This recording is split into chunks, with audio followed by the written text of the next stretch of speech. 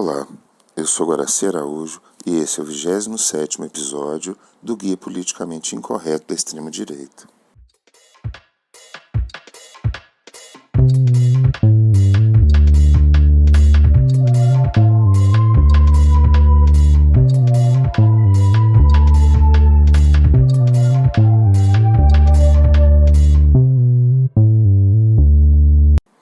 Nesse episódio do Guia eu vou continuar falando de conspirações, de como teorias da conspiração têm peso, significado, tem toda uma história quando a gente analisa a história da extrema-direita. Dificilmente nós vamos achar um ambiente político mais suscetível a conspirações, a acenos de conspiração, a ideia de que existem poderes ocultos manipulando as vidas das pessoas. Essa ideia surge no campo da extrema-direita desde o início.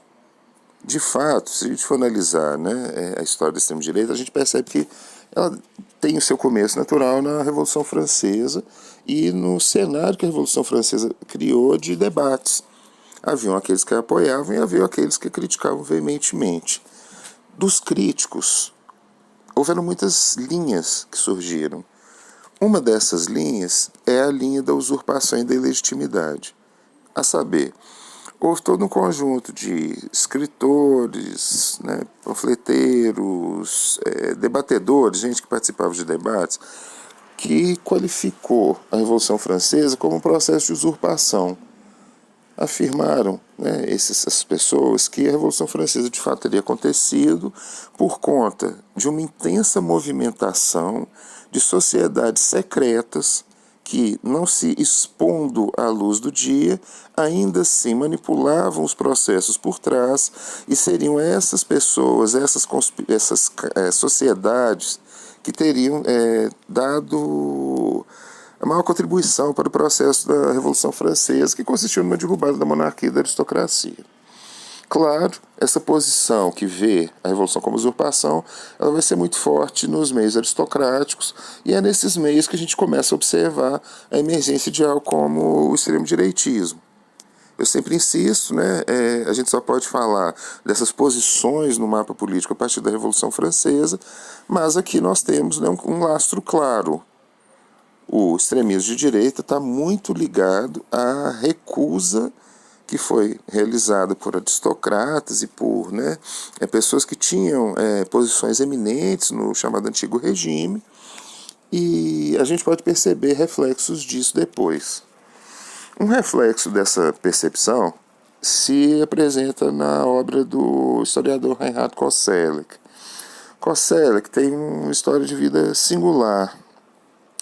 Ele foi reconhecido como um teórico da história de primeira grandeza, mas ele teve uma vida, digamos, que ficou um pouco escondida, da qual ele não falou muito.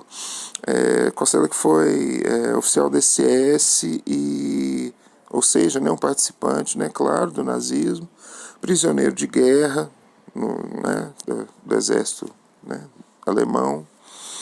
Ele fez um percurso inicial, em termos teóricos, que tangencia muito as preocupações do extremismo de direita.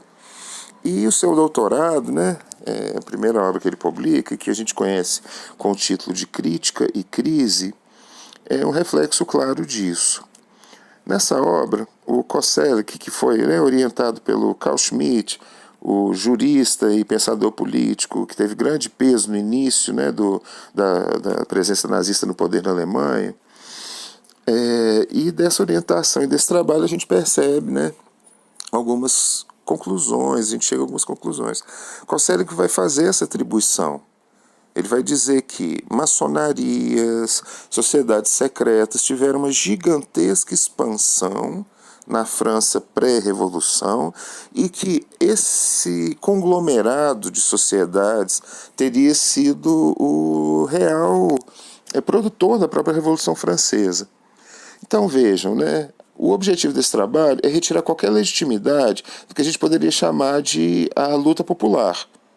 Ao afirmar que houve um processo de usurpação no qual sociedades secretas, nas sombras, manipularam as populações para atingir uma condição republicana, o extremismo de direita, né, mostra muito claramente o pouco valor que ele dá para a capacidade das grandes massas, das grandes populações, de fazer avaliações políticas consistentes. No fundo, remanesce a ideia de que o povo não é capaz plenamente de agir politicamente e que apenas aqueles que entendem as conspirações entendem de fato o que está acontecendo. Eu queria que vocês reparassem que esses dois traços do conspiracionismo de extrema-direita ainda se mantêm. A veiculação de conspirações, de teorias da conspiração como algo que deve supostamente atingir apenas as pessoas mais capazes de decifrar mensagens, ou seja, né, é um elogio disfarçado ao extremo-direitismo, e a ideia de que, de fato, as populações mesmo nunca agem de forma coletiva em prol da sua melhoria, são sempre manipuladas por líderes. Dentro dessa perspectiva, o extremista de direita se sente à vontade para afirmar que não existe uma grande verdade nos processos políticos de uma democracia. A grande pergunta que nós nos deveríamos fazer é se existe grande verdade nas posições extremo-direitistas. Bom dia.